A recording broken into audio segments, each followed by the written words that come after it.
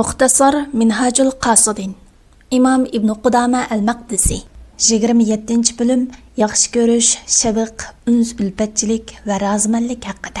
Allah Taala'nı yaxshi ko'rish maqamlar ichidagi eng yuksak maqamdir.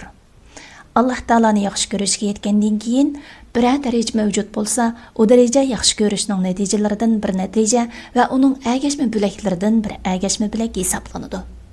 Bu qizg'inlik, ülpetçilik ve memnun bo'lish qatorliqlarga o'xshashdir. Yaxshi ko'rishning oldidagi daraja bo'lsa, yaxshi ko'rishning muqaddimasidir.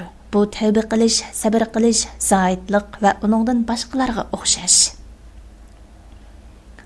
Ümmet Allah Taala'ni va Allah Taala'ning payg'ambarini yaxshi ko'rishning farz ekanligiga birlikka kelgan. Allah Taala'ni yaxshi ko'rishning dalillaridan Allah Taala'ning tuvandagi so'zlari bor.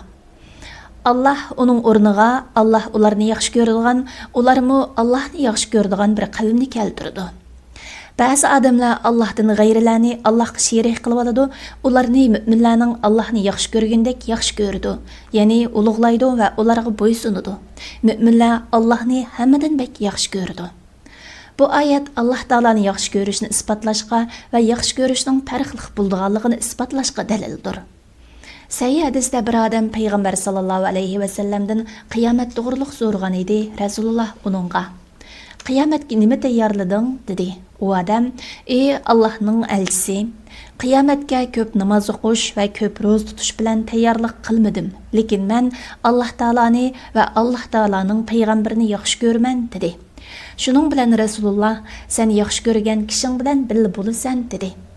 Müslümanlar İslam diniga kirgandan keyin bu hadisga xushal bo'lg'ini o'xshash xushal bo'lib boqmagan edi. Shunday rivoyat qilindiki, o'lim farishtasi Allohning do'sti Ibrohim Xalilullohning jinini ilish uchun keladi. Shuning bilan Ibrohim alayhissalom farishtaga: "Siz bir do'stning o'z do'stini o'ldirganini ko'rib boqqanmidingiz?" deydi. Allah Taala şu hamon İbrahim alayhissalomga vahiy qilib, "Sen bir do'sting o'z do'sti bilan uchrashishni yomon ko'rganini ko'rib boqqanmiding?" deydi. İbrahim alayhissalom undaqda: "Ey o'lim farishtasi, jinimni olg'in" deydi.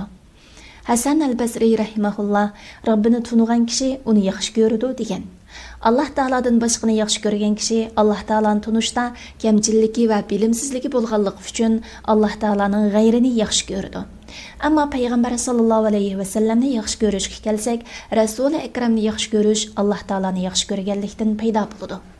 Olimlar va taqvolarni yaxshi ko'rishmi Allohni yaxshi ko'rganlikdan paydo bo'ladi. Chunki yaxshi ko'rilguchining yaxshi ko'rgan odamimi yaxshi ko'rildi. Balki yaxshi ko'rgan odamining qilgan ishimi yaxshi ko'rildi. Yaxshi ko'rgan odamining elchisimi yaxshi ko'rildi. Bularning hammasi aslidagi yaxshi ko'rishga bog'liq. Haqni ko'ra oladigan kishilarning nazarida haqiqatda Alloh taoladan boshqa haqiqiy ravishda yaxshi ko'rilguchi yo'qdir va uningdan boshqa haqiqiy yaxshi ko'rilishga loyiq zotmi yo'qdir. Yaxshi ko'rishga yagona Allohning loyiq ekanligining bayoni. Buni bir necha sabablar bilan izohlashga bo'ladi. Birinchi sabab inson o'zini, hayot qilishini, mukammallikni, mavjudligining davomlashishini yaxshi ko'radi. Buning aksicha loyiq bo'lish, yo'qolish va nuqsonlik bo'lishni yomon ko'radi. Bu bo'lsa har bir jonliqning tabiatidir. Har bir jonliqning bu tabiatdan qutulishi mumkin emas. Bu holat Alloh azza va jallani qattiq yaxshi ko'rishni talab qiladi. Chunki inson Alloh taolani haqiqiy tunisa, o'zining mavjudligining davomli yashash va mukammal bo'lishining Alloh taolo tarafidan bo'ladiganligini, o'zining Alloh uchun yaratilganligini, Alloh taolaning uni yo'qlikdan borliqqa keltirganligini va uni yaratib mukammal qilishdan iborat fazli bo'lmasa, nuqsonlik holati turadiganligini bilib yetadi. Shuning uchun Hasan al-Basri rahimahulloh: "Parvardigorini tunigan kishi uni yaxshi ko'rdi, dunyoning moyitini tunigan kishi uningga qiziqmaydi" degan. Insonning o'zini yaxshi ko'rib, o'zini yaratgan Parvardigori Alloh taolani yaxshi ko'rmasligi qandoqmi aqli sig'sin? Buni tasavvur qilg'ili bo'lmaydi. Ikkinchi sabab, inson o'ziga yaxshilik qilgan, kuyingan, tasalli bergan, o'ziga yordam berishga va dushmanini yo'qotishga atlangan va o'zining barliq ishlariga yordam bergan kishini tabiiy holda yaxshi ko'radi. Uning uchun bu ishlarni qilgan kishi uning nazarida suyumlikdir. Inson buni haqiqiy ravishda bilsa, haqiqiy yaxshilik qilguvchining Alloh subhanahu va taolo ekanligini biladi. Alloh taolaning yaxshiliklarini hisoblab bo'lg'il bo'lmaydi. Alloh taolo mundaq deydi: Allah sizlarga so'ralgan narsalarning hammasini berdi. Sizlar Allohning ne'matlarini sanab tugatolmaysizlar. Inson shak shubhisizki zulm qilg'uchidir. Allohning ne'matlariga kufrlik qilg'uchidir. Allah Taalaning ne'matining ko'pligiga shukr qilish to'g'risida degan temada ishorat qilib o'tdik. Shundaqdimi aytishimiz kerakki, kishilar tarafdan qilingan yaxshilik faqat majoziy yaxshilikdir. Haqiqatda bo'lsa yaxshilik qilguvchi Alloh Taoladir. Buning bayoni biz bir shaxsni faraz qilayli, o shaxs o'z xazinasidagi bor yo'qini sana inom qiladi. Xazinasidagi narsalarni xohlagancha ishlatishingga imkoniyat beradi.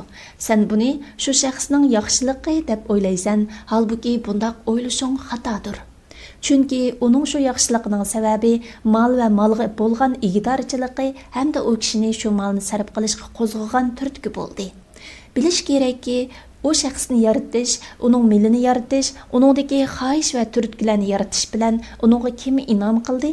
Kim uningga seni suyumli ko'rsatdi? Kim uning yuzini sen tarafga qaytirdi? Uning diniy va dunyoligining yaxshi bo'lishi, sana yaxshilik qilishi bilan bo'lganligini uning ko'ngli kim tashladi? Bular bo'lmasa edi, o shaxs sana hech narsa bermagan bo'ladi. O shaxs shularni sana topshirishga hech qarshilik qila olmaydigan, shuningga majburlangan odamdek bo'lib qoldi. Demak, yaxshilik qiluvchi Alloh taolo o shaxsni majbur qildi va uni sana bo'ysundirib berdi. O shaxs bo'lsa xuddi amirning xazinachisidir. Amir uningga shu insonga buyurgan narsani topshirib berishga buyuruydi. Xazinador amir berishga buyurgan narsani berish bilan yaxshilik qiluvchi hisoblanmaydi. Chunki xazinador amirga bo'ysunishga majburdir. Agar amir uni o'z mayliga qo'ysa, xazinador uni hargizmi uningga topshirib bermaydi. Har qanday yaxshilik qiluvchi shuningga o'xshashdir. Agar Alloh taolo uni o'z mayliga qo'yibsa, u toki Alloh taolo uning beshiga turli sabablarni paydo qilib, sarf qilish uningga foydali ekanligini uning ko'ngliga solmoqcha boshqalarga bir taldanmi bermagan bo'ladi. Shunga Alloh taoloni haqiqiy tunug'uchi faqat Alloh taoloni yaxshi ko'rish kerak. Chunki Alloh taolaning g'ayridan o'z maylicha yaxshilik kelishi mumkin emas. Üçüncü sabab, yaxshilik qilguvchining yaxshiligi sana yetmagan taqdirdami, yaxshilik qilguvchi aslida insonlarning tabiatlariga suyumlikdir. Chunki sen bir podshoh bar bo'lib, olim, adil va obid ekan, xalqiga mehribon ekan va ularga kuyindi ekan deb anglasang, u podshoh bek yiroqda bo'lsa-mu, sen uni yaxshi ko'rasan. Qalbingda uningga ko'p moyillikni sezsan. Bu bo'lsa yaxshilik qilguvchini, sana yaxshilik qilguvchi bo'lmasa-mu, uning yaxshilik qilguvchi bo'lganligi uchun yaxshi ko'rishdir. Mana bu Alloh taoloni yaxshi ko'rishni, shundaqla haq taolodan boshqani yaxshi ko'rmaslikni talab qilgan sababdir. Allah Taaladan başqasını yaxşı görürsümü, ma'lum sabab yüzüdən yaxşı görüdü. Çünki Allah Taala barlıq məxluqatlarga ularning zurur hajatlari və bayaşat yaşaş səbəblərini, ularning əzalarını mükəmməl qilish və onundan başqamı sanaqsız ne'matlarni yaratish bilan ularga yaxshilik qilguchidir. Allah Taala mundaq deydi: Allah sizlarga so'ragan narsalarning hammasini berdi. Sizlar Allohning ne'matlarini sanab tugatolmaysizlar. İnson shak shubhisizki zulm qilguchidir. Allohning ne'matlariga kufrlik qilguchidir. Shundaq ekan, Alloh taoladan boshqasi qandaqmi haqiqiy yaxshilik qilguchi bo'lsin, u yaxshilik qilguchi faqat Alloh taolaning qutlug' yaxshiliklaridan bir yaxshilikdir. Kimki buni bilsa, faqat Alloh taoloni eng yaxshi ko'radi. Hamda deymizki, bir kishi ilimlik va qudratli deb ta'riflansa, yoki u kishi nachar xulqlardan pok kishi bo'lsa, bu ham u kishini yaxshi ko'rishga sabab bo'ladi. Qalblar tabiiy holda yaxshi ko'radigan siddiqlarning sifatlari, ularning Alloh taoloni, farishtalarni, kitoblarni, payg'ambarlarni va payg'ambarlarning shariatlarini bilishga va ularning o'zlarini isloh qilish, nachar razil xulqlardan pok bo'lishga qodir bo'lishlaridir. Ushbu sifatlar sababli payg'ambarlar yaxshi ko'rildi. Payg'ambarlardagi bu sifatlarni agar Alloh taolaning sifatlari bilan silishtirsang, bu sifatlarning naqadar ojiz sifatlar ekanligini his qilasan. İlimga kelsak, avvalqilarning va keyingilarning ilmi barliq narsalarni to'liq biladigan Alloh taolaning ilmidan keladi. Allah g'aybni bilguchidir. Osmonlardagi va zamindagi zarrachaqliq narsa Allohdan yiroq emasdir. Uning yana zarradan kichikroq narsa bo'lsin, cho'ngroq narsa bo'lsin, Lavhul Mahfuzda xotirlanbigini yo'qdir. Alloh taolo barliq maxluqotlarga xitob qilib, sizlarga faqat ozg'ina ilm berilgandir degan. Agar osmon va zamin ahli Alloh taolaning bir chumulini yaratishdiki yoki bir tal pashini yaratishdiki tafsiliy hikmatini to'liq bilish uchun to'plangan taqdirda Alloh taolaning ilm va hikmatining 10ning birini mo bilolmaydi. Ular Allohning ilmidan, Alloh ularga bildirishni xohlagan narsalardan, payg'ambarlarning til orqali bildirgan narsalardan boshqa hech narsani bilmaydi. Barliq maxluqotlar o'zlari bilgan ozg'in ilmni Alloh taolaning bildirishi bilan bilgandir. Demak, Alloh taolaning ilmining barliq maxluqotlarning ilmidan ortiqligi cheksizdir. Alloh taolaning bilim ma'lumotlarining bayoni yo'qdir. Qadir buluş süpütüge kelsak, qadir buluş ham mukammallik süpütüdür. Barliq maxluqotlarning qudratini Alloh taolaning qudratiga mansub qilgan, chunki kuch-quvvat jihatda eng buyuk, mulk jihatda eng kengri, jazolash jihatda eng qattiq, o'zini va boshqalarni boshqarishga kuchi yetarlik bir kishining qudratining eng yuqori pallasi o'zining ba'zi sifatlariga va insonlarning ba'zi ishlardagi siniqiga ega bo'lishdir. Shundaqdimi u o'zidan bir ziyonni dafi qilolmaydi, o'zlariga bir foydani keltira olmaydi. Boshqalarning jinini ilishga, boshqalarga hayot beg'ishlashga yoki o'liklarni tirildirishga qodir bo'la olmaydi. Balki u ko'zni qarg'u bo'lib qilishdan, yoki tilini g'ajilikdan, yoki quloqni gasliqdan va yoki tenini kasal bo'lishdan saqlay olmaydi. Maxluqotlardan zarrini paydo qilishga qodir bo'la olmaydi. O shaxs o'zi va boshqalar to'g'risida qodir bo'lgan ishlardagi qudratimi o'zidan emas, balki Alloh uni qudratini va sabablarini yaratquchi, uningga mumkinchilik baxsh etguchidir. Agar Alloh taolo zimindagi eng kuchli va eng buyuk bir podshohga bir tal poshini musallat qiladigan bo'lsa, u posha uni halok qilgan bo'ladi. Demak, banda Parvardigori o'zi kuch-qudrat bergandilar, u kuch-qudratga ega bo'ladi. Alloh taolo zimindagi eng cho'ng podshohlardan biri bo'lgan Zulqarnayn haqida, uningga biz ziminda haqiqatan kuch-qudrat ato qildik, uningga o'z maqsadiga yetishning butun yo'llarini osonlashtirib berdik degan. Demak, uning barliq mulki va hukmronligi Alloh taolaning uningga kuch-qudrat ato qilganligi bilan barliqqa kelgan. Barliq maxluqotlarni boshqarish Alloh taolaning ilkididir va kamoliy qudrati ichidadir. Agar ularni Alloh taolo halok qilsa, Alloh taolaning mulki va hukmronligidan zarrachilik narsa kemiyib ketmaydi. Alloh taolo barliq maxluqotlarning ming o'xshishini yaratsimi, maxluqotlarga parvo qilib qolmaydi. Alloh taoladan boshqa qodir zot yo'qdir. Haqiqiy mukammallik, buyuklik, go'zallik, ulug'liq, mutlaq bo'ysundirish va iqtidorchilik qilish Alloh taologa xosdir. Agar qudrat egisi birini qudrati, buyukligi va mukammal ilmi uchun yaxshi ko'rish tasavvur qilinsa, bu yaxshi ko'rishga Alloh taoladan boshqa hech kim loyiq bo'lmaydi. Mukammal poklik va muqaddaslik faqat Alloh taologa xosdir. Alloh taolo tengdishi yo'q, yagona zotdir, raqibi yo'q bir zotdir. Uningdan ilohlikni talashquchi yo'q, hech nimadan behojat zotdir. Alloh taolo xohlaganini qiladi, xohlagan bo'yicha hukm chiqardi. Alloh taolaning hukmini rad qilib qaytarg'uchi va uning qazosini kechiktirguchi yo'qdir. Uning ilmidan osmon zimindagi zarrachaqliq narsa tushib qolmaydigan, hammani to'liq bilib turadigan zotdir. Demak, ariflarning ilmining mukammalligi Alloh taolani tunishdan ojiz ishkanligini e'tirof qilishdir. U Alloh asli hech bir sherik bo'lmaydigan darajada mukammal yaxshi ko'rishga loyiq zotdir. Fasl Allohni tunish va Allohning jamoliga qarashning eng cho'ng lazzat ekanligi va bu ne'matdan mahrum qolgan kishining boshqa lazzatni ortiq biladiganligi to'g'risida. Lazzatlar ang idroklarga ergashguchidir. Inson har xil quvvat va tabiatlarni o'ziga jam qilgandir. Insondagi har bir quvvat va tabiatning lazzati bo'ladi. Insondagi bu tabiatlar behuda yaratilgan emas, balki bir maqsad uchun yaratilgandir. U maqsad tabiiyki inson tabiatining talabidir. Taomga qiziqish tabiati insonning hayotini davomlashtirish sababi bo'lmish g'izoni hosil qilish uchun yaratilgandir. Ko'rmak va anglamoq, ko'rish va anglash quvvatining lazzatidir. Shuningdek qalbda ilohiy nur deb atiladigan bir tabiat bo'ladi. Ba'zida bu tabiat aql, yushirin ko'rish quvvati, iymon va jazmiyat nuri deb atiladi. Bu tabiat barliq ishlarning haqiqati o'z ayni bilinish uchun yaratilgandir. Chunki uning taqozosi ilm ma'rifatdir. Ilm ma'rifat bo'lsa, uning lazzatidir. Kichikgina narsa haqida ilmga erishishning xushallarlik ish ekanligi, kichikgina narsa bo'lsa-mu, uni bilmaslikning ko'ngil yerim qilgan ish ekanligi hech kimga maxfiy emas. Bundaq bo'lishi ilm lazzatining ustunishganligi va ilm bo'lgandila inson o'zining mukammal bo'lganligini sezganligi uchundir. Chunki ilm eng go'zal sifatdir, mukammal g'oyadir. Shuning uchun inson ziyrakligi ilmining mukammal ekanligi bilan maqtalsa, tabiiy holda xushallanadi. Dehqonchilik va tikkuchilikni bilish lazzati mulkiy idora va kishilarni boshqarishni bilish lazzatiga o'xshamaydi. She'r va grammatikani bilish lazzati Alloh taoloni, farishtalarni, osmonlar va zaminning saltanatini tunish lazzatiga o'xshamaydi. Balki ilmning lazzati ilmning ulug' bo'lishiga qarab ulug' bo'ladi. Ilmning ulug' bo'lishi ma'lumotning ulug' bo'lishiga qarab ulug' bo'ladi.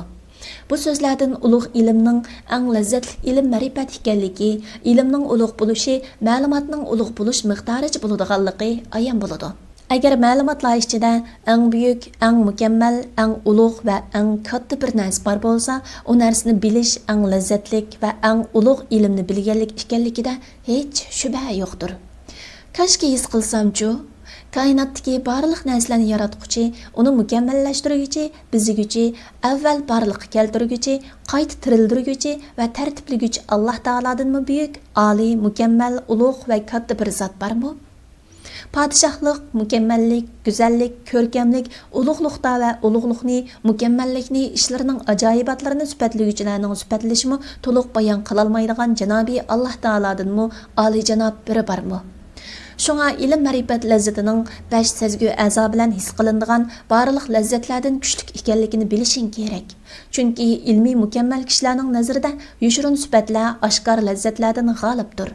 Agar bir odam simiz to'xu va halva yeyish lazzati bilan boshliq bo'lish, dushmanlarni bo'ysundirish va ularni istilo qilish huzuri arsida o'z ixtiyori qo'yilsa, agar kishi himmati past, qalbi o'lik va hayvoniy shahvati kuchli kishi bo'lsa, to'xu va halvani tanlaydi.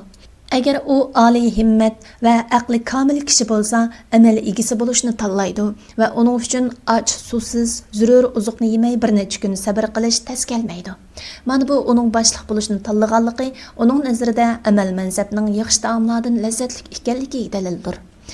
Oliy himmat va ayib nuqsondan xoli kishiga amal martaba lazzati eng g'olib lazzat bo'lgandek, Alloh taoloni tunish va ilohiy ishlarning sirlariga qarash lazzati kishilarga g'olib kelgan eng yuqori lazzat bo'lgan boshliq bo'lish lazzatidan bekarrak lazzatlikdir. Buni faqat har ikki lazzatni tetib baqqan kishilar biladi. Shubhisizki, ushbu eng yuqori lazzatni tetigan kishi ayollarga berilmaslik, yolg'izlik, fikr qilish va Alloh taoloni zikr qilishni tanlaydi. İlim ma'rifat dengizlarga sho'ng'iydi va amal mansabni tashlaydi.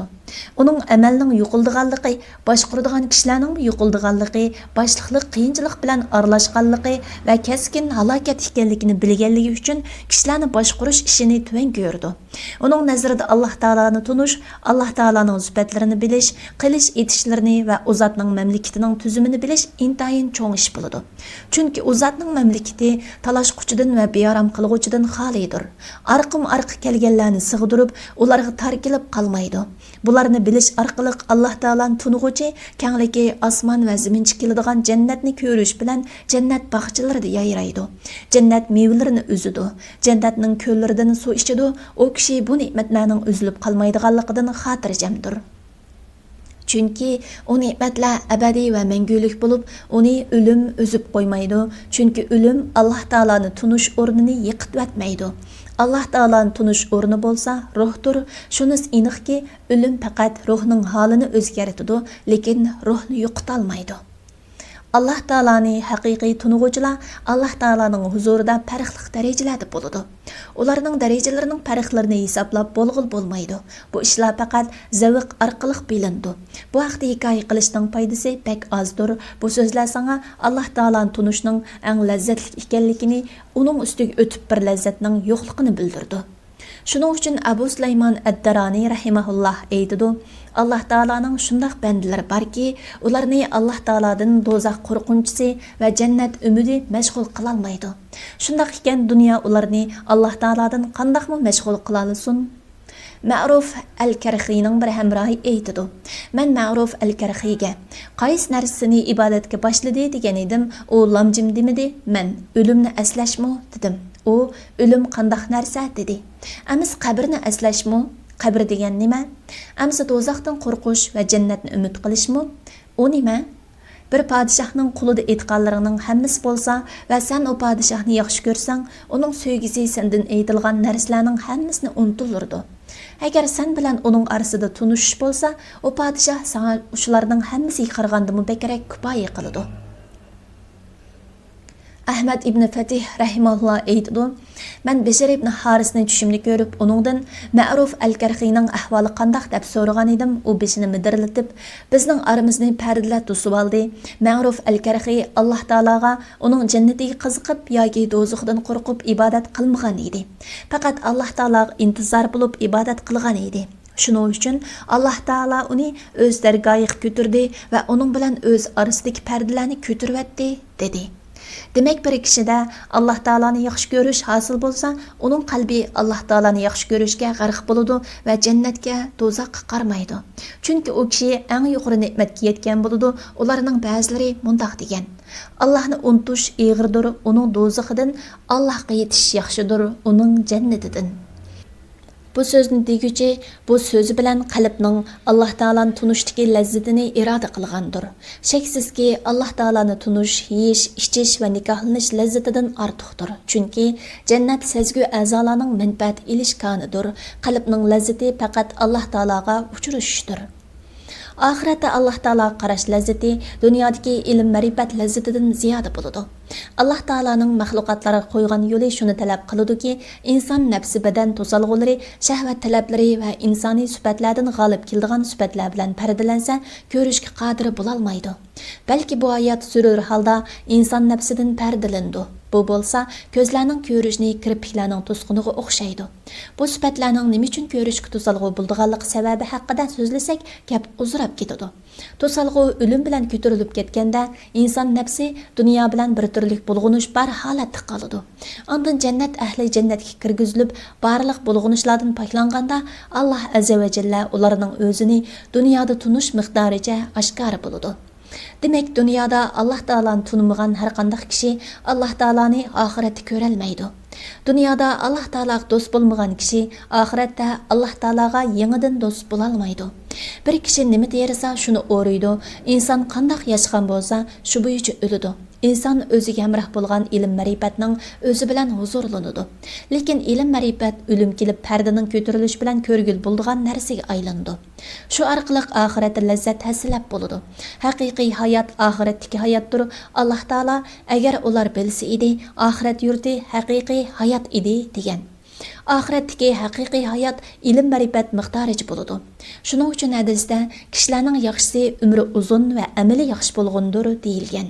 Bu shuning uchunki ilm ma'rifat davomli tafakkur qilish, zikr aytish, nafsiga qarshi jihad qilish, dunyo aloqalaridan o'zini tortish va ilm talab qilishga atlanish orqali uzun vaqtda ondan to'liqlandi, ko'paydi va kengaydi.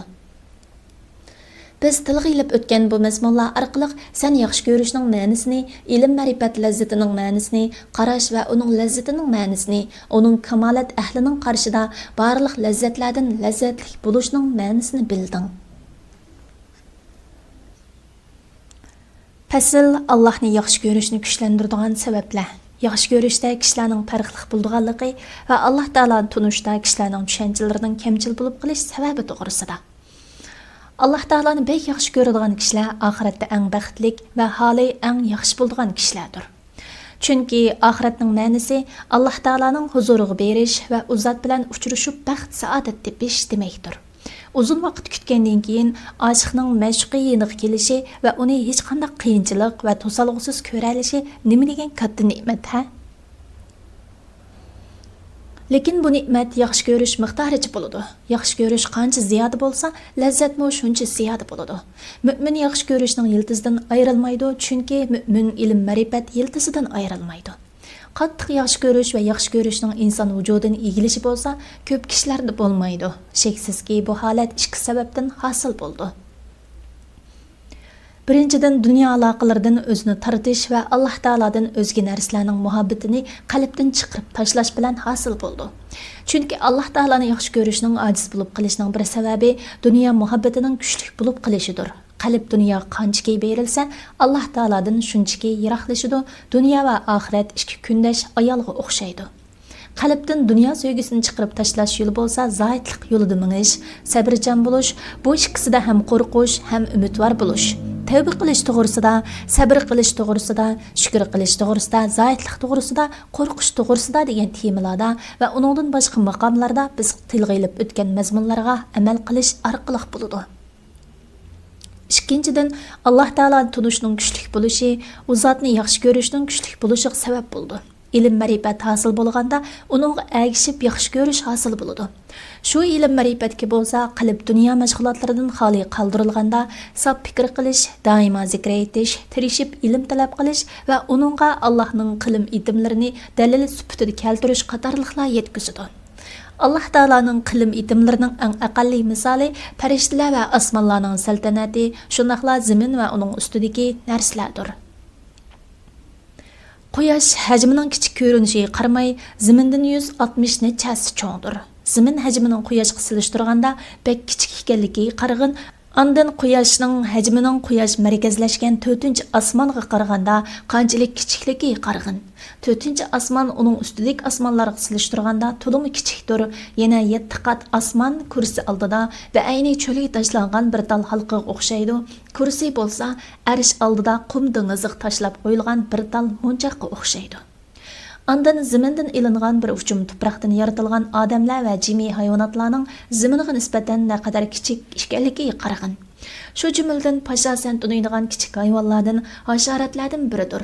Naq shu topdagi aqling bilan qarag'inki, Alloh taolo kichikkina pashini hayvonotlarning eng cho'ng bo'lgan pilni yaratgandek yaratib, uningga ikki qanotni qandoq ziyoda qilgan, shu pashiga anglash, sizish va yeyish a'zolarini qandoq o'rnatgan, nishonin izlab tepish, qo'g'dinish va hazm qilishdek qobiliyatlarni va xolisa uchalaydigan qanot, xolisa qon sho'riyalaydigan o'tkir tumshuqni qandoq ato qilgan-a? Hasal harisning gul chechaklarni iste'mol qilishiga, mehnat narsalardan saqlanadiganligiga va cho'ngiga itoat qiladiganligiga qarag'in. Hatto hasal harisning cho'ngi mehnat narsalarni yeb kelgan har qanday hasal harisni o'ldirib o'tadiganligiga va uning olti bulung shaklli kunak tanlaganligiga qarag'in. Hasal harisi hargizmi 4 bulungliq, yumaloq yoki 5 bulungliq kunak bino qilmaydi. Balki o'ziga xos bo'lgan 6 bulungliq kunak yasaydi. Shakllar ichida eng keng va sig'imi eng cho'ng bo'lgani yumaloq yoki uningga yaqin shakldir. 4 bulungliq shaklning bulunglari bekor qoldi. Agar o'zini yumaloq holatda bino qilsa, uning sirtida bo'sh yuchuqlar qoladi. Chunki yumaloq shakllar qatlab bir yerga keltirilsa, jipslashgan holatda bir yerga kelmaydi. Şuna hech qandaq shakl yumaloq shaklda sig'imchan emas. 6 bulungliq kunak bo'lgandila hech qandaq yuchuq qolmasdan yaqin keltirilsa jisplashib kelalaydi. Hasal harisi shuncha kichik va ojiz turib, uningga Alloh taolaning bularni qandaq ilhom qilganligiga qarag'in.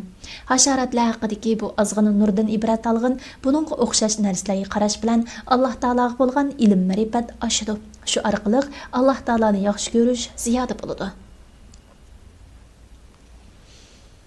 Kişilərдің Allah'ını yaxşı görüşdə fərqli buluşidagi sababning bayoni to'g'risida. Hamma kishi birdek Allah'ını yaxşı görüdü, lekin har kimning ilm bilimi birdek bo'lmaganligi uchun yaxshi ko'rishdimi birdek bo'lmaydi. Ko'pincha kishilar Alloh taoloni tunishda o'z quloqlari bilan anglagan Allohning go'zal ism va sifatlaridan o'zgini bilmaydi. Yetishgan olim kishi Haq taolaning maxluqotlarni yaratishda aqllarni lol qilgudek darajadagi tafsilotga qaraydi. Shu orqali olim qalban Alloh taoloni texmi ulug'laydi va texmi yaxshi ko'radi. Alloh taolaning maxluqotlarni yaratish ajoyibotlarini bilishdan iborat ushbu ilm olimni bepoyon bir okeanga ilib boradi. Kishilarning tushanchalarining Alloh taoloni tunishdan ojiz kelishdan sababi barliq keltiruvchi ko'rinsin, ko'rinmasin, barliq keltirilgan narsa uni barliq keltiruvchining mavjudligiga, barliq keltiruvchining ilmiy barligiga, hayotiy kuchga ega va qudratli ekanligiga, garchi bular 5 sezgi a'zodan birasi bilan his qilinmagan taqdirdimi, nihoyat ochiq dalildir. Allah subhanahu va taolaning mavjudligi, ilmiy qudrati va boshqa sifatlariga bizlar ko'rib turgan tog'u tosh, dal-daraxt, sig'iz tuproq, o'simlik, hayvonot, osmon, zamin, ay yulduz, quruqliq va dengiz qatorliq barcha narsalar dalildir.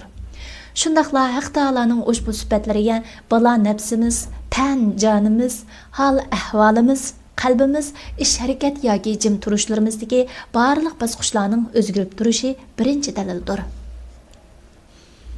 Tabiat dunyosidagi barliq narsalar o'zining bir yaratquchisi, o'rinlashtiruvchisi, boshqarib turg'uvchisi va harakatlantiruvchisi borligiga guvoh bo'lgan tirik dalildir.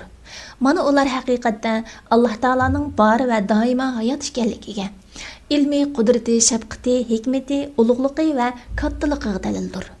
Har qanday zarrachaqliq narsami o'z-o'zini paydo qila olmaydiganligi, balki uni paydo qiluvchiga muhtoj ekanligini so'zlaydi. Lekin bizning aqlimiz Janobi Alloh taoloni to'liq bilishda bajoyiki kunduzdagi shaparanga o'xshab qolgan. Shaparang kunduzda ko'ralmaydi, kechada ko'radi.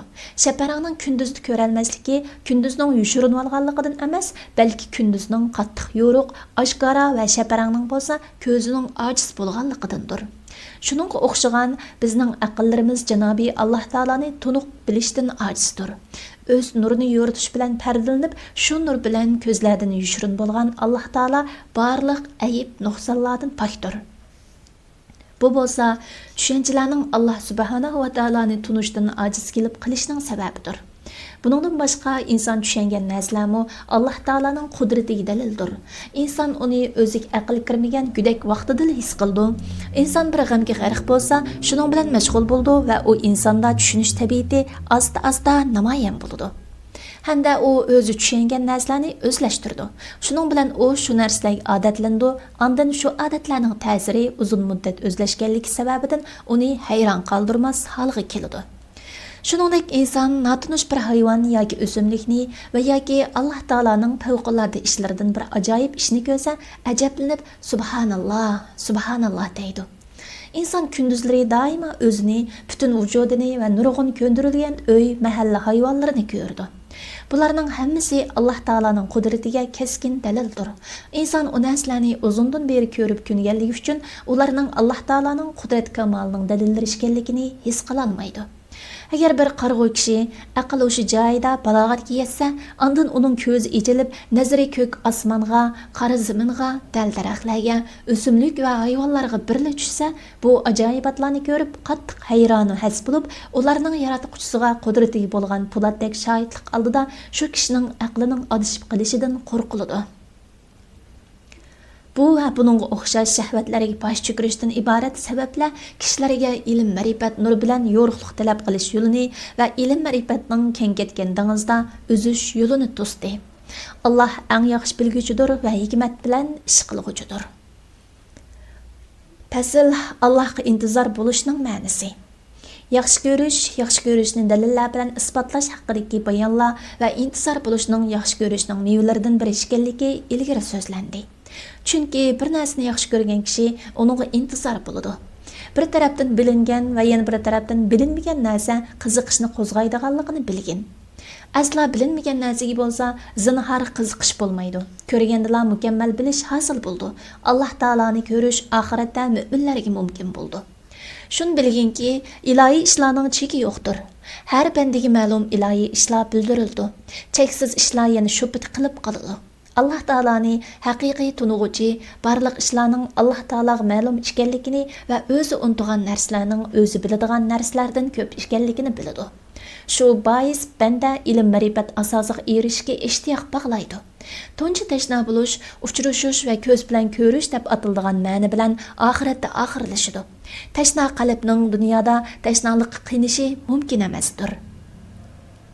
İbrahim ibn Adham rahimahullah Alloh taolaga tashna bo'lg'uvchilardan biri edi.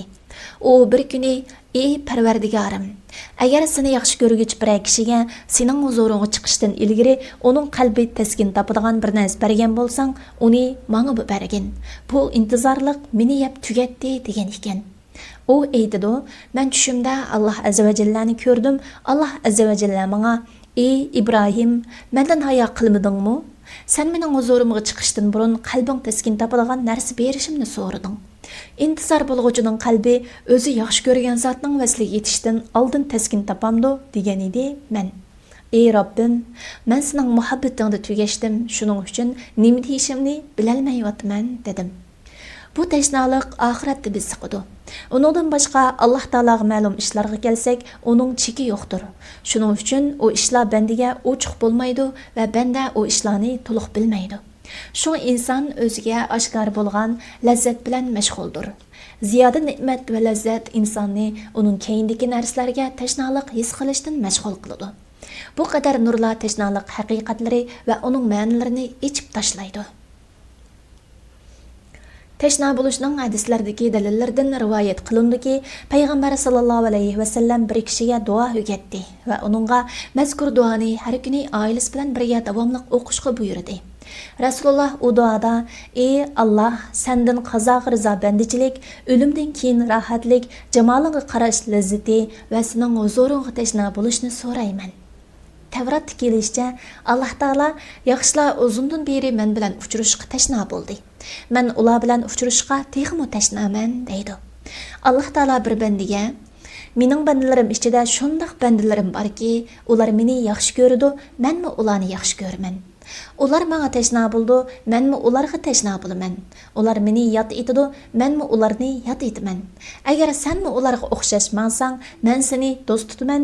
Agar ulardan yuz o'risang, seni yomon ko'raman" deb vahiy qildi. U banda: "Ey Rabbim, ularning alomati nima?" deb so'ragan edi. Alloh taolo: "Ular kuyimchan padichi qo'ylarga rioya qilgandek, kunduzda soyiga, ya'ni namoz vaqtiga rioya qiladi. Qushlar quyosh patganda uvularini siyg'ingandek, ular quyosh betishini kutadi. Kech kirib qorong'ulik atrofni qoplab, ko'rpalar jiyilib, har kim o'zi yaxshi ko'rgan kishisi bilan yolg'iz qolganda, ular qaddillarini ruslaydi, yuzlarini sajdaga qo'ydi, mening so'zim bilan menga pichirlaydi va in'omimga talpinib menga yelindi. Ularning ba'zisi nido qiladi, ba'zisi yig'laydi, ba'zisi urdi va ba'zisi shikoyat qiladi. Ba'zisi qiyamda tursa, ba'zisi o'ltirdi. Ularning meni deb sabr qilganliklarini men ko'rib turaman, meni yaxshi ko'rganlikdan menga degan so'zlarini anglab turaman" dedi. Fasl Alloh taolaning bandani yaxshi ko'radiganligi, uning ma'nosi va bandaning Alloh taolani yaxshi ko'radiganligining alomatlari to'g'risida. Alloh taolaning bandani yaxshi ko'rishi Qur'on Karimdagi oyatlar bilan quvvatlangandir.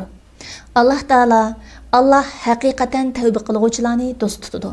Haromdan va nijosatdan pok bo'lguvchilarni haqiqatan do'st tutadi degan. Alloh taolo yana: "Shubhisizki, Alloh o'zining yo'lida mustahkam binodek sap bo'lib jihad qilganlarni, ya'ni urush maydonida dushman bilan uchrashgan chaqda mavqesida ching turib g'azot qilganlarni do'st tutadi" degan. Alloh taolo Qur'on Karimda o'zi yaxshi ko'rgan bandini azoblamaydiganligini xabar qildi. Chunki Alloh taolo biz Alloh taoloning do'stlari deb da'vo qilganlarga bu so'zi bilan raddiya berdi. Yahudilar va Nasoralar biz Allohning o'g'illaridirmiz, ya'ni ota boladek yaqinmiz va do'stlaridirmiz dedi. Aytqinki, undaq bo'lsa, Alloh nima uchun sizlarga gunohinglar tufaylidan azob qiladi? Amaliyat sizlarmi boshqa kishilarga o'xshash Alloh yaratgan insonsizlar. Alloh xohlagan odamga mag'firat qildi, xohlagan odamga azob qildi. Osmonlarning, yer yuzining va ularning orasidagi narsalarning igdorchiligi Allohga xosdir. Eng oxir boradigan joy Allohning dargohidir. Alloh taolo o'zi yaxshi ko'ruvchilarning gunohlarini mag'firat qildiganligini va'da qildi. Alloh taolo mundaq deydi: "Ey Muhammad, ularga aytqinki, agar sizlar Allohni do'st tutsanglar, menga ergishinglar. Alloh sizlarni do'st tutadi. O'tganki gunohlaringlarni mag'firat qildi. Alloh nihoyat mag'firat qilguvchidir, nihoyat mehribondir." Abu Hurayra radhiyallohu anhu rivoyat qilgan bir sahih hadisda payg'ambar sallallohu alayhi va sallam mundaq degan: "Haqiqatan Alloh taolo mundaq deydi: Bandam menga nafli ibodat bilanmi men uni do'st tutqanga qadar davomli yaqinlashidi. Qachonki men uni do'st tutsam, men uning anglaydigan quliqi, ko'radigan ko'zi, tutadigan qo'li, mangadigan puti bo'laman. Mendan nimani so'rasa shuni berman. Menga sig'insa o'z panoyimda saqlayman. Men mu'minning jinini ilishdan boshqa hech bir ishda taraddud qilmayman. Mu'min bandam o'limni yaxshi ko'rmaydi, men bo'lsam uning xabliqlarini yaxshi ko'rmayman." Bu mashhur hadisdir. Alloh taolaning bandini yaxshi ko'rish alomati bor bo'lib, bu haqda payg'ambar sallallohu alayhi va sallam Alloh taolo bir bandini yaxshi ko'rsa, uni musibat bilan sinaydi degan. Alloh taolaning bandani yaxshi ko'rish alomatlarining eng cho'ngi bandani yaxshi o'rinlashtirishi, uni bu vaqtidan boshlab eng go'zal shaklda tarbiyalashi, uning qalbiga iymonni putishi, aqlini nurlantirib berishi bo'lib, ba'zida shu orqali o'zini Alloh taolaga yaqinlashtiradigan ishlarga agishidi va uningdan yiroqlashtiradigan har qanday ishdan neri turdi. Ondan Allah o bandini maxluqotlarga xar qilmay, uning ishlarini osonlashtirib berishi, uning ich siritini durust qilishi faqat birla narsaning g'imini yeydigan qilishidir. Sevgi oshgan sari Alloh taolo uni boshqani unutildirib, o'z bilan mashg'ul qiladi. Bandaning Alloh taoloni yaxshi ko'rishiga kelsak, bilginingdek hamma odam yaxshi ko'radiganligini da'vo qildi. Da'vo qilish nim degan oson, haqiqiy ma'noda yaxshi ko'rish nim degan tasa. Şuna insan şeytanның azdurishlariga Alloh taoloni yaxshi ko'radiganligini da'vo qilgan nafsiga uni sinamay, isbot tilab qilmay turib aldanmasligi kerak. Masalan, jannatda Alloh taolo bilan uchrashishni yaxshi ko'rish bandaning Alloh taoloni yaxshi ko'rish alomatlaridan biridir. Chunki qalb birovni yaxshi ko'rib qolsa, uni ko'rishni va uning bilan uchrashishni yaxshi ko'radi. Ammo bu yaxshi ko'rish o'limni yomon ko'rishga zid kelmaydi, chunki mu'min o'limni yomon ko'radi, Allohga uchrashish o'lgandan keyin bo'ladi. Salaf solihlardan ba'zilar o'limni yaxshi ko'radi va ba'zilar degandek yaxshi ko'rolmaganlikdan yoki qalbiga dunyo muhabbatimi aralashganligidan va yoki o'z gunohlarini ko'p ko'rib tavba qilib olishni yaxshi ko'rganligidan o'limni yomon ko'radi. Ba'zi salaf solihlar o'zini Allohni yaxshi ko'rishning dastlabki bosqichida deb qarab, Alloh taolo bilan uchrashishga tayyorlik qilib olishdan burun o'lib qolishni xohlamaydi. Bunday kishi bayni ma'shuqning kelganligidan xabar topgan bir oshiqqa o'xshaydi. Oshiq ma'shuq bilan didorlashdan burun uy makonini, lozimatliklarini tayyorlab olish va qalbini turli mashg'ulotlardan farig, yuki yengil o'zi yoqtirgan tariqada uchrashish uchun ma'shuqning kechikib kelishini istaydi. Demek bu vəcidən ölümni yaman görüş, mükemmel yaxşı görüşke zid gelmeydi. Bunda qalat turib ölümni yaman görgücü kişinin alameti davamlıq yaxşı əməl qilish və ölümge tayyorlik qilishqa bütün küçünü çıqırışdır. Yana bandaning Alloh taolo yaxshi ko'rgan yushurun va oshkor amallarni yaxshi ko'rishi, shu orqali havo havaslariga agishishdan yiroq turishi, o'rinliqdan yuz o'rishi va hamisha nafl amallarni qilib Alloh taologa yaqinlashishga davomlashishi bandaning Alloh taoloni yaxshi ko'rish alomatlaridandir. Alloh taoloni yaxshi ko'rgan kishi Alloh taolo osiylik qilmaydi. Lekin osiylik qilish yaxshi ko'rishga zid emasdir. Osiylik faqat yaxshi ko'rishning mukammalligiga qarshi keladi. Nurg'un insonlar sog'lom turishni yaxshi ko'radi-yu, ziyon qiladigan narsalarni yeydi. Uning sababi ba'zi ilm ojizlaydi va shahvat g'olib keldi. Shu sababdan inson haqiqiy yaxshi ko'rishni barpo qilishdan ojiz keldi. Bununla Nuayman rivoyat qilgan hadis dalildir. Nuayman raziyallohu anhu payg'ambar sallallohu alayhi va sallamning yeniga ilib kelinadi. Payg'ambar sallallohu alayhi va sallam uni belgilangan bo'yicha tayoq bilan jazolaydi. O bir kuni payg'ambar sallallohu alayhi va sallamning yeniga keltirildi. Payg'ambar sallallohu alayhi va sallam uni belgilangan bo'yicha tayoq bilan jazoladi. Shunda Nuaymanga bir odam la'nat qildi va bu nimancha ko'p urildigando degan edi Rasululloh. Onunğa la'nat qilmag'in, chunki u Alloh va uning payg'ambarini yaxshi ko'rdi dedi. Demek Nuayman raziyallohu anhuning qilgan gunohi Alloh taoloni va uning payg'ambarini yaxshi ko'rish doirasidan chiqarib etmadi. Shaksizki gunoh ma'siyat insonni faqat mukammal yaxshi ko'rish doirasidan chiqarib etadi. Yana Alloh taolani davomli zikr qilish, zikrdan herib qolmaslik va zikrdan qalbi xoli qolmaslikmi bandaning Alloh taolani yaxshi ko'rish alomatlaridan biridir. Chunki bir narsani yaxshi ko'ruvchi u narsani va uningga munosabatli narsalarni ko'p tilga oladi. Demak, Alloh taolani davomli tilga ilishni yaxshi ko'rish, Alloh taolaning kalomi bo'lgan Qur'onni yaxshi ko'rish va payg'ambar sallallohu alayhi va sallamni yaxshi ko'rish qatorliqlarmi bandaning Alloh taolani yaxshi ko'rganligining alomatlaridan biridir. Alloh taolo aytadi: "Ey Muhammad, ularga aytqinki, agar sizlar Allohni do'st tutsanglar, menga agishinglarki, Allohmo sizlarni do'st tutadi. O'tgan gunohlaringlarni mag'firat qildi. Alloh nihoyat mag'firat qilguvchidir, nihoyat mehribondir." Salaf solihlardan biri aytadi: "Men munojat qilganda halovat his qilatdim, davomli Qur'on o'qiydim, keyin menga harduq yetib Qur'on o'qishdan uzilib qoldim va birsining mundaq davatqanligini tushimda ko'rdim. Davo qilsang meni yaxshi ko'rishni, nimishqa tashlab qo'ysan kitobimni, o'ylansang bo'lmamdi uning ichidagi latofatlik koyish ayblashlarimni." Yana bandaning xilvatda makon tutishi, Alloh taologa munojat qilishi, Qur'onni tilovat qilishi, tahajjud namozini davomlashtirishi, to'salg'ulardan o'zini tortishi bilan kechining tinchligi va kunduzning sofligini g'animat bilishmi bandaning Alloh taoloni yaxshi ko'rish alomatlaridan biridir. Chunki yaxshi ko'rish darajalarining eng tuni ma'shuq bilan xilvatda qilish orqali lazzatlanish va uning bilan hamsuhbat bo'lib huzurlanishdir. Rivoyat qilindiki, bir abid quyuq bir o'rmonlikda bir muddat Alloh taologa ibodat qildi. Ondan bir daraxtga uvisilib sayravotgan bir qushga qarab ko'nglida: agar masjidimni shu daraxtga yetkazsam, bu qushning ovozidan huzur olgudekman deganni xiyol qilib o'ylagandek qildi. Ondan Alloh taolo ularning payg'ambariga mundaq vahiy qildi: "Palani abidqa Alloh taolo sana mundaq deydi" deb qo'ygan.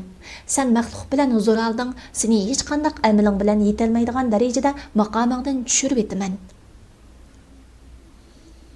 Bundaq bo'lgan ekan, yaxshi ko'rishning alomati yaxshi ko'rilgich bilan munojotlashib, mukammal bahra elish, xilvat qilish bilan mukammal huzurlanish va xilvatni buzdigan har qanday narsadan mukammal xoli bo'lishdir. Yaxshi ko'rish va bahra elish g'olib kelganda, xilvat qilish va munojat qilish barliq g'am qo'yg'ularni dafi qildigan ko'zning xursandligiga aylandi. Balki yaxshi ko'rish va bahra elish qalbni g'arq qildi. Bu chaqda u kishi o'zini yo'qotib qo'ygan oshiqqa o'xshash dunyo ishlarini bir necha qatam anglamasa tushunmaydigan bo'lib qoldi. Ya'ni Alloh taoloni zikr qilolmaganligiga afsuslanish, taat ibodatni ig'ir sanamaslik va taat ibodat qilish orqali charchab ketib, huzurlanishni bandaning Alloh taoloni yaxshi ko'rish alomatlaridan biridir. Sabit al-Bunani rahimahulloh aytadi: "20 yil namozning qattiqchiligini tartib namoz o'qidim. Va undan keyin namoz o'qish bilan 20 yil huzurlandim." Junayd rahimahulloh aytadi: "Ibodatga davomli tetik turish, badanni charchatadigan, ammo qalbini charchatmaydigan bir qiziqish bilan ibodat qilishga davomlashish Alloh taoloni yaxshi ko'rish alomatidir." Ko'z bilan ko'rgil bo'ladigan narsalarning hammasida buning misoli bor. Chunki yaxshi ko'rguchi o'zining yaxshi ko'rgan odamining maqsad haqida tirishishni ig'ir hisoblamaydi. Uningga xizmat qilishni, agar u xizmat badanga ig'ir kelsa-mu, qalbida lazzat hisoblaydi. Har qanday yaxshi ko'rish shubhasiz insonni bo'ysundirg'uchidir. Qanday kishiga yaxshi ko'rgan kishisi ho'rliqdan suyumli kerak bo'lsa, uningga xizmat qilishda ho'rliqni tark etadi. Yaxshi ko'rgan kishisi uningdan maldan suyumli kerak bo'lsa, uni yaxshi ko'rganlikdan malni tark etadi. Yana Allohning barliq bandalariga shafqat qilish, ularga kuyinish Allohning dushmanlari bo'lsa, Alloh taolo mu'minlar kuffarlar qattiqdir, o'zaro kuyimchandir degandek, kuffarlar qattiq bo'lish, Alloh yo'lida malomatchining malomatidan qo'rqmaslik, Alloh uchun g'azablanishdan uni hech narsaning to'siy olmasligimi bandaning Alloh taoloni yaxshi ko'rish alomatlaridan biridir. Bular bo'lsa bandaning Allohni suyish alomatlaridir. Qanday kishida bu alomatlar jamlangan bo'lsa, uning Allohni suyishi mukammallikka yaqin bo'ladi va oxiratda ichimligi saf bo'lish umid qilindi. Qaysi bir kishining sevgisiga Alloh taolaning g'ayrini suyish aralashib qolsa, oxiratda uning sevgisi hisobiga huzurlandi. Uning ichimligiga Alloh taolaga yaqin bandalarning ichimligidan ozroq aralashtirildi. Alloh taolo mundaq deydi: "Yaxshilar ne'mat ichida, ya'ni jannatda bo'ldi. Ular taxtlar ustida turib, Allohning jannatda ularga bergan turli ne'matlariga qaraydi.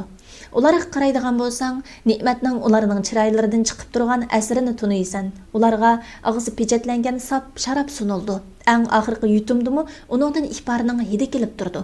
Qiziquvchilar shuningga qiziqsin, uningga yana sap sharobga tasnimning suyi aralashtirilgan, tasnim jannatdagi bir buloq bo'lib, uningdan Allohning yaqin bandalari ichidi." Demak, bu oyatlarda sap sevgi, sap sharobga, aralashma sevgi, aralashma sharobga udillashtirilgan.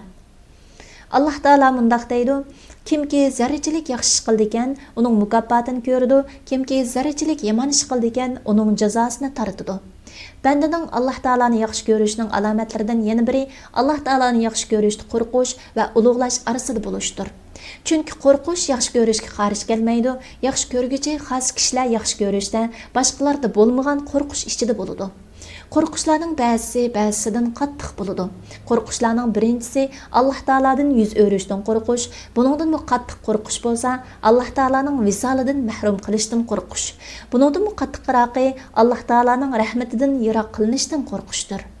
Bandaning Alloh taoloni yaxshi ko'rishning alomatlaridan yana suyulgan zotni ulug'lab, uningdan ayminib, uning maxfiyatligini qo'g'dash yuzsidan so'ygini yushirib, quruq da'vodan yiroq turish, so'ygi va so'ygidan o'zini yo'qotib qo'yishni izhor qilishdan saqlanish qatorliqlar bor. Chunki so'ygi so'yguchining maxfiyatliklaridandir. Gayri söygücü behoşlanıp məslikdək halatda bulub qalğında, onun söygüsü məqsədsiz halda aşkarlanıb qalsa, o əyibki buyurulmaydı. Şununək bir şair eytidu: "Qandaq bula hali qalbi Allah'ның gayri bilan bolsa kişinin. Siri gözüdə aşkarı bolğan kişi qandaq yuşurar sirini özünün." Pəsil Allah bilan öz ülpət və Allah'ның qazasıga razı buluş doğrusida. Bir kishi ülpətləşməkçi bolsa, o xilvətdə yeki-yegani qilish bilan huzur tapıdı. Allah Taala bilan ülpətçilik Allah Taala'nın gayridən xali buluşni talab qildi. Allah Taala bilan ülpətləşgəndə qalbga ən iğri keladigan narsa Allah Taala bilan xilvət qilishdan tusuluşdur. Abdulvahid ibn Zeyd rahimahullah aytadi: "Men bir abidqa seni xilvat qilish huzurlandırıbdı degan edim. Abid, xilvat qilish halovatini tetsang, o'zingcha xilvatga eris bo'lsan" dedi. Banda qachon Alloh taolo bilan ulfatlashish halovatini tetiydi? Do'stlik sap bo'lsa, muomala qilish xolis bo'ldi. Do'stlik qachon sap bo'ldi? Butun g'amlar yig'ilib, Alloh taologa itoat qilishdan iborat faqat bir g'amga aylanganda sap bo'ldi. Agar Alloh taolo bilan ulfatlashning alomati nima deb so'ralsa, javob: uning xos alomati kishilar bilan aralashishdan ko'ngli siqilish, kishilardan zerikish, kishilarga aralashganda yolg'izsirash, garchi badani bilan aralashgan bo'lsa-mu, qalbi bilan yolg'iz qolgan kishiga o'xshash bo'lishdir. Ulfatlashish keltirib chiqaradigan amaliy tayini bilish va xursandlikning ma'nosi. Ülpətçilik güclük və müstəhkəm davamlaşsa, bəzida əmlik tayini bilish və erkilashni keltirib chiqirdi. Bunun gerçi ülpətləşkən dost yar ko'z yumalısımı, onunda tenteklik və behurmatlik bo'lganlik uchun xush ko'rilmaydi. Agar kishi angsiz holda buni sodir qilgan bo'lsa, undaq kishi kufrlikqa yaqinlashib qoladi.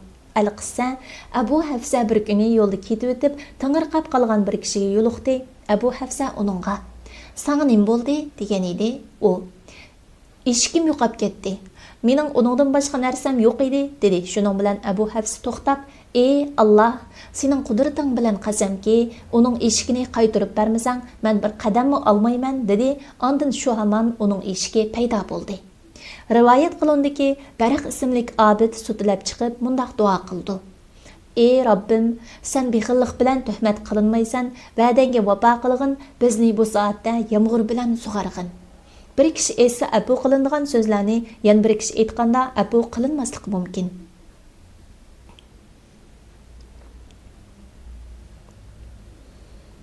Qazoi qadarga rozi bo'lishning ma'nosi uning haqiqati va fazilati to'g'risida. Qazoi qadarga rozi bo'lish muqarrab Allohga yaqin qilingan kishilarning eng oliy maqomi bo'lib, Alloh taolaning qazosiga rozi bo'lish yaxshi ko'rishning natijasidir. Onun haqiqati maxfidir. Alloh taolaning hikmetini tushungan kishilar qazoi qadar haqidagi ish oydinlashadi. Qazoi qadarga rozi bo'lishning fazilati haqidagi bir hadisda Rasululloh sallallohu alayhi va sallam: "Alloh bir bandaga yaxshilikni iroda qilsa, uningga taqsim qilingan narsa bilan uni mamnun qildi" degan. Allah Taala Davud alayhissalomga mundaq vahiy qilgan: "Ey Davud, sen men avatgan qazoga rozi bo'lishdanmi bekerak meni rozi qildigan va gunohingni tugib etadigan bir amal bilan men muloqot bo'la olmaysan." Ali ibn Abi Talib raziyallohu anhu Adi ibn Hatim raziyallohu anhuni ko'ngli yerim holatda ko'rib, uningga: "Ey Adi, qarsam ko'ngling yerim g'am qayg'u petib qolganda ko'rinasan-ku" degan edi. Adi: "Mening ko'nglim nimishqa yerim bo'lmoqdak, ikki o'g'lim o'ltirildi, ko'zim quyib o'tildi" dedi. Shuning bilan Ali: "Ey Adi, kimki Alloh taolaning qazosiga rozi bo'lsa, Alloh taolaning qazosi uningga davom qildi va uningga ajr bo'ldi. Kimki Alloh taolaning qazosiga rozi bo'lmasa, Alloh taolaning qazosi uningga davom qildi va uning amali bekor bo'lib ketdi" dedi. Abu Darda raziyallohu anhu o'lim oldidagi bir odamning yeniga kirdi. U odam Allohga hamd sano aytib atadi. Abu Darda raziyallohu anhu uningga: "To'g'ri qilding, Alloh taolo bir qazoni hukm qilsa, uningga rozi bo'lishni yaxshi ko'rdi" dedi. İbn Masud raziyallohu anhu Alloh taolo o'zining odilligi va ilmi bilan xo'jal-xo'ramligini, qazoy qadarini tunish va uning rozi bo'lishda g'am qayg'uni qazoy qadariga shayx qilish va ochiqlanishni qildi degan. Al-Qama raziyallohu anhu Alloh azza va jallaning Alloh uning qalbini sabrga yetaklaydi degan so'zi haqida bu bir odamga musibat yetsa, u musibatning Alloh taoladan bo'lganligini bilib, uningga taslim bo'lib, rozi bo'lsa, Alloh taolo uning qalbini sabrga yetaklaydi deganlikdir degan. Abu Muaviya al-Aswad rahimahullah Alloh taolaning biz uni albatta obdan yoshitimiz degan oyatining ma'nosi qanoatchanlik va qazoga rizo demakdir degan. Aytilishicha, bir payg'ambar Parvardigoriga och va yo'qsullikdan 10 yil shikoyat qildi. Lekin shikoyatiga javob berilmaydi. Keyin Alloh taolo uningga vahiy qilib, "Qachongacha shikoyat qilasan? Men osmonlarni va zaminni yaratishdan avval Lavhul Mahfuzda sening peshonangga mushundaq yozilgan edi. Bu mening hukmimdir. Dunyoni yaratishimdan oldinla sana shundaq hukm qilgan edim. Seni deb dunyoni qayta yaratishimni xohlamsan yoki sana bitgan taqdirimni o'zgarsam, mening yaxshi ko'rgunimdan sening yaxshi ko'rguningning yuqori bo'lishini, mening irodamdan sening irodangning yuqori bo'lishini yaxshi ko'ramsan? Qudratim va ulug'liqim bilan qasamki, agar ushbu shikoyat yana bir qatim ko'nglingdan kechgudak bo'lsa, seni payg'ambarlar kitobidan o'chiritaman" dedi. Davud alayhissalomning Zaburda mundaq deyilgan: "Pilsirat ko'rigidan eng tez o'tadigan kishining kimligini bilamsan? Ular hukmimga rozi bo'lgan va meni zikr qilib, tillari doim harakat qilib turadigan kishilardir." Davud alayhissalom: "Ey Parvardigor, sen qaysi bandini eng yomon ko'rasan?" degan edi. Alloh taolo bir ishtimang istixora silib, "Men o'zig tanlab bersam, uning rozi bo'lmagan bandini" dedi. Umar ibn Abdulaziz rahimahullah mening xushalliqim qazoy qadar o'rinlardan qoldi degan ekan uningga. Ko'ngling nimani tartidi deb so'ralganda, u ko'nglim Alloh taolo hukm qilganni tartidi deb javob bergan ekan. Hasan Basri kimki Alloh uningga taqsim qilinganga rozi bo'lsa, uningga yetib oshidi va Alloh uningga barakat ato qildi. Kimki rozi bo'lmasa, taqsim qilinigini uningga yetmaydi va Alloh uningga barakat ato qilmaydi degan. Abdulvahid ibn Zayd rahimahullah qazoga rizo Alloh taolaning eng buyuk ishidir. Dunyoning jannatidir va obidlarning aramgohidir degan. Bir zot oxiratda har qanday holatda qazoy qadarga rozi bo'lguvchilarning darajasidan yuqori daraja bo'lmaydi. Kimki qazoy qadarga rozi bo'lish so'g'i qilinsa, eng afzal darajalarga erishadi degan. Bir Arabiy tong atqizganda uning nurg'un to'ygilari o'lib qolgan edi. Buni ko'rgan Arabiy dediki: "Yo'q, qasamki, men Allohning quli bir banda. Musibatga dushmanlar xushalliqi bo'lmasa menda. To'ygilarim eg'ildi bo'lmas, qilmas edi meni xushal. Allohning qazosi kelmasa, qilatdi shu meni uzal."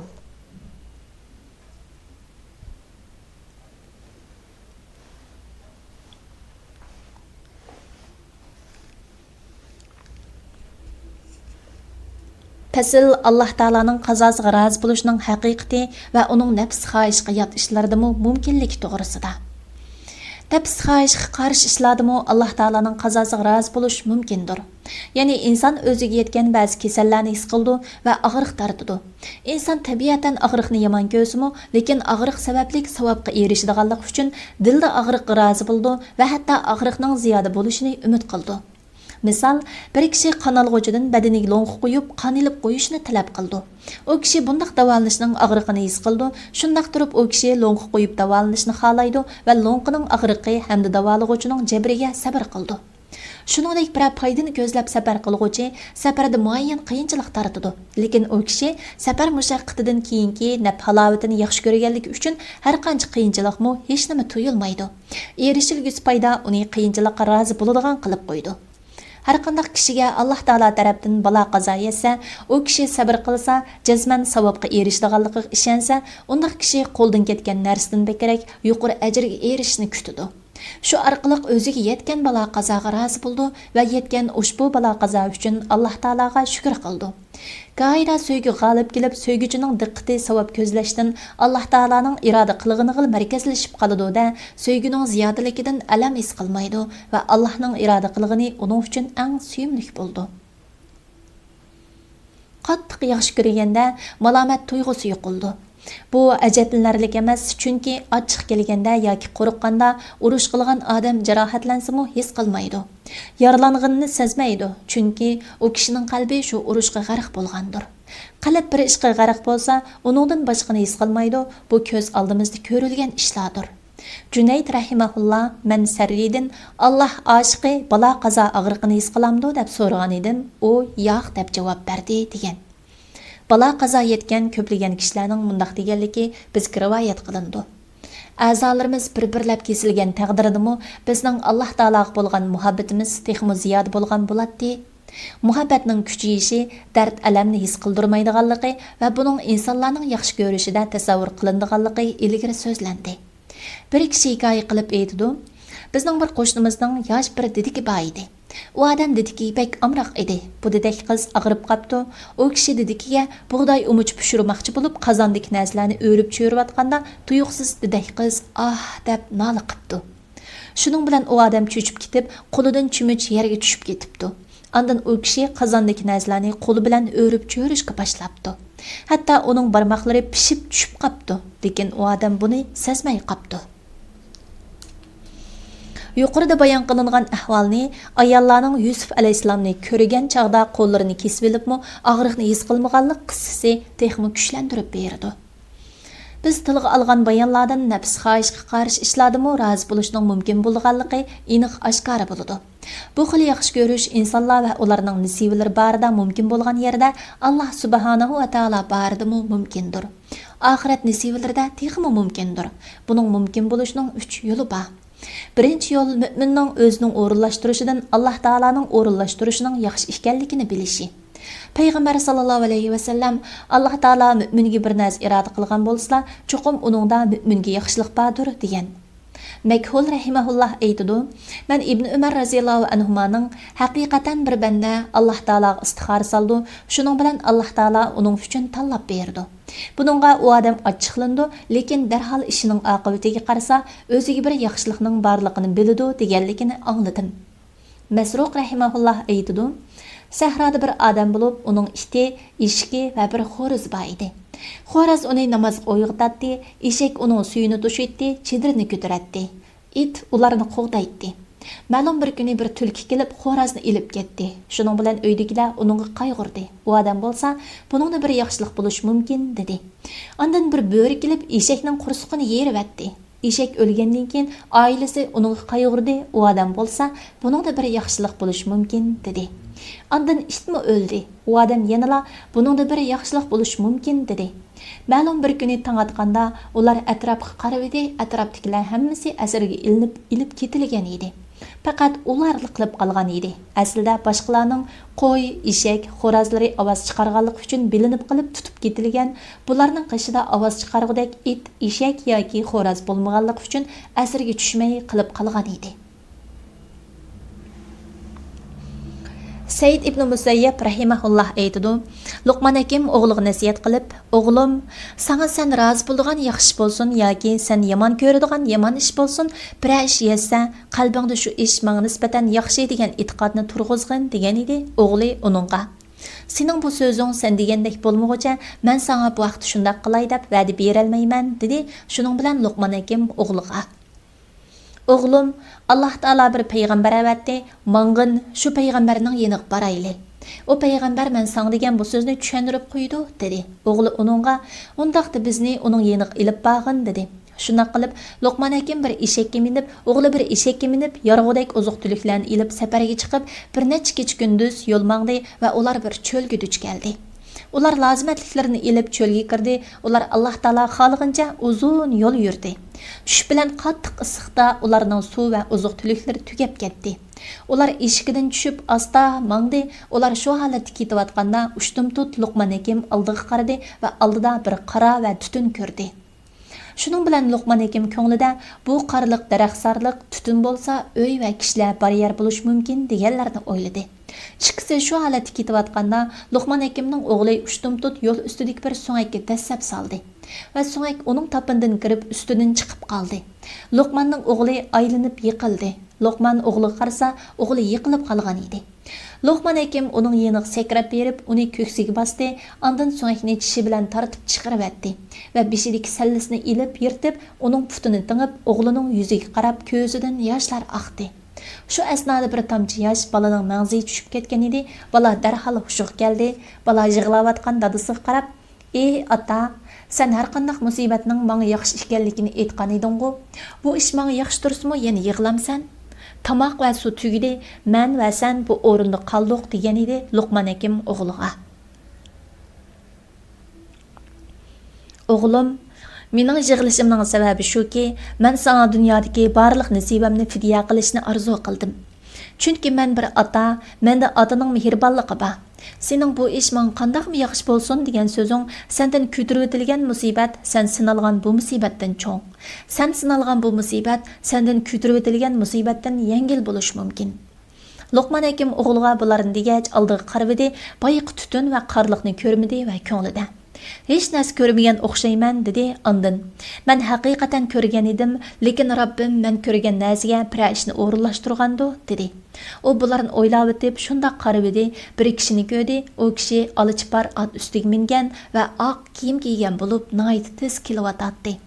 Luqman akim uningdan ko'zini uzmay qarab turdi. Hatto u kishi Luqman akimga yaqin kelganda, uning ko'zidan g'oyib bo'ldi va Luqmanga "Sen Luqmanmi?" deb to'ldi. Luqman "Ha" dedi. U kishi "Bu ahmaq o'g'ling sana nim dedi. Luqman "Ey Alloh taolaning bandisi, sen kimsan? Ovozingni anglayman-u, ammo yuzingni ko'rolmayman-ku" dedi. U kishi "Men Jibrilman. Meni faqat muqarrab farishta va payg'ambarlar ko'ralaydi. Bo'lmasa sen albatta meni ko'ralayding" dedi va "Bu ahmaq o'g'ling sana nim dedi. Luqman akim "Nim deganligini bilmadingmi?" dedi. Jibril "Mening sizlarning ishinglar haqida hech ilmim yo'q. Lekin Rabbim meni bu shaharni va uningdagi kishilarni va uningga yaqin atrofdagi kishilarni yerga yotqizib o'tishga amr qilgan edi. Sizlarni saqlaydigan farishtalar yanimga kelib, ikkinglarning bu shaharga kirmoqchi bo'layotganliklarini menga xabar qildi. Shuning bilan men Rabbimga ikkinglarni o'zi xohlagan vaqtgacha to'xtatib turishga duo qilgan edim. Rabbim sening o'g'lingni singan o musibat bilan ikkinglarni to'sib turdi. Agar shundoq bo'lmagan bo'lsa, yerga yutqizilgan kishilar bilan birga ikkinglarmi yerga yutqizilgan bo'lardinglar" dedi. Ondan Jibril alayhissalom qo'li bilan balaning tapinini silab qo'ydi, o'g'lining puti saqayib o'ri turaladi. Uzuq-tulik xaltasini silab qo'ydi, o xalta yemeklikka to'shdi va sudonni silab qo'ydi, tulum suvga to'ldi. Ondan ikkisini eshaklarga mindirib, uchar qush uchgandek ilib minib, ularni chiqib ketgili necha kunduz bo'lgan qo'roziga akilib qo'ydi. Ikkinchi yo'l oxiratda saqlab qo'yilgan savob bo'lganlik uchun og'riqqa rozi bo'lish. Bir kasalning shifo tepishni umid qilib qon ilish, lo'ng qo'yib davolash va dorilarni ichishga rozi bo'lish haqida ilgari so'zlandi. Üçüncü yo'l musibatdan keladigan savob tufaylidan emas, musibatning yaxshi ko'rilguchining maqsadi bo'lganligi uchun musibatga rozi bo'lish. Shu orqali musibat yetgan kishining nazarida eng lazzatli narsa o'zi halok bo'lgan taqdirdami yaxshi ko'rilgan kishining mamnun bo'lishi bo'ladi. Bir kishi sizlarla mamnun bo'lsanglar, yaramning karoyati chog'liq degan. İnsan bütün vücudu bilan yaxshi ko'rganda og'riqni his qilmaydiganligi ilgari so'zlandi. Buni o'zida his qilolmagan odamlarning uni inkor qilishi noto'g'ridir. U kishi yaxshi ko'rish sababini, ya'ni haddidan ziyoda yaxshi ko'rishni yo'qotganligi uchun u tuyg'uni yo'qotib qo'ygan bo'ladi. Yaxshi ko'rish ta'mini tetimagan kishi yaxshi ko'rishning ajoyibotlarini bilolmaydi. Faqir Alloh bilan qasam qilamanki, anglash quvvatini yo'qotgan kishi ahanglarning va kuylarning lazzatini inkor qiladi. Qalbi o'lgan kishi qalbdan boshqa mavjudlik o'rni yo'q bo'lgan bu lazzatlarni albatta inkor qiladi. Planlag'uvchi doktor Abdulaziz Rahmatullah. Tarjim qilguvchi Abdullah Abdulmajid. Nashr qilguvchi Sajiya Islom tadqiqot markazi. Muharriri doktor Abdulaziz Rahmatullah A9 Og'uz. Korrektor Abduvali Ablis Muhammad Barat. Layihalaguchi A Aqhun. 2024-yili 1-nashri 1-qatim bisilishi. İstanbul. Nashr huquqi Sajiya Islom tadqiqot markaziga tava. Har qanday o'rin yoki shaxsning xohlagancha ko'paytib tarqatishiga ruxsat qilinmaydi.